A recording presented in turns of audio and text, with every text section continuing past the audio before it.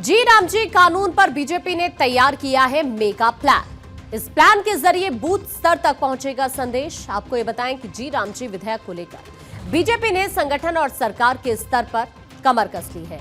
शनिवार को बीजेपी अध्यक्ष जेपी नड्डा, कार्यकारी अध्यक्ष नितिन नबीन और केंद्रीय कृषि और ग्रामीण विकास मंत्री शिवराज सिंह चौहान ने इस कानून पर 2 दौर की अहम मीटिंग्स की है।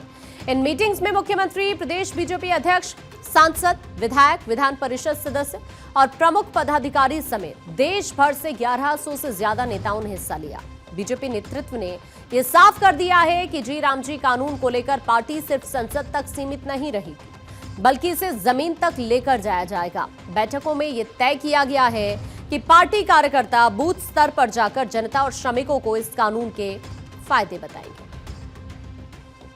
जी राम जी, ये राम जी भगवान के नाम से राहुल गांधी एंड कंपनी और विपक्ष को दिक्कत है,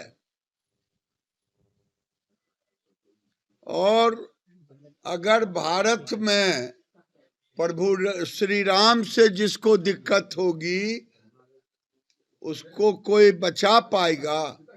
और जो पहले मनरेगा था, कांग्रेस ने भ्रष्टाचार की भेंट चढ़ाने का काम किया, लेकिन जब नरेंद्र मोदी जी आए तब उसमें पारदर्शिता लाए और मजदूरों के खाते में जाने लगा पैसा।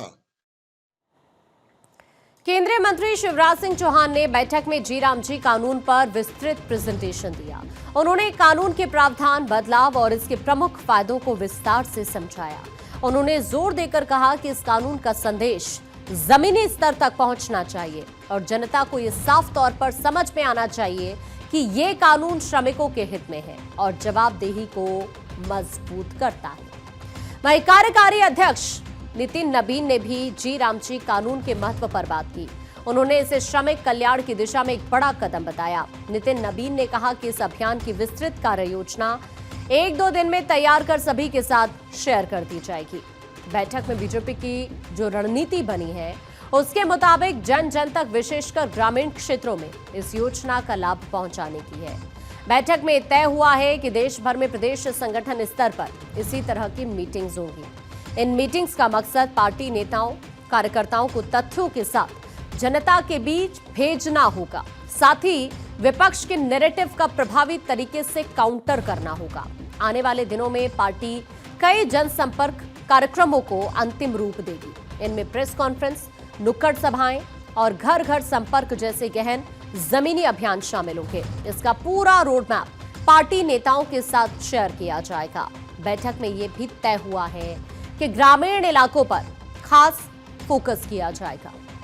ग्रामीण इलाकों में संदेश प्रभावी तरीके से पहुंचना चाहिए कि जी राम जी कानून श्रमिकों के हित में है। नेताओं से कहा गया है कि वो बूथ स्तर से ही जागरूकता फैलाने में सक्रिय भूमिका निभाएं। बीजेपी कार्यकर्ता जनता को ये भी बताएंगे कि मौजूदा मनरेगा कानून में क्या क्या कमियां थीं।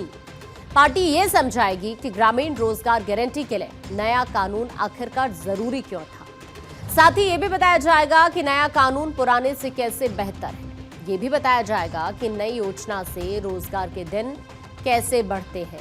साथ ही ये भी बताया जाएगा कि नए कानून के जरिए निगरानी और जवाबदेही की व्यवस्था कैसे मजबूत की गई है। कांग्रेस ने विकसित भारत जी राम जी एक्ट 2025 के खिलाफ जोरदार हल्ला बोल की तैयारी कर ली है।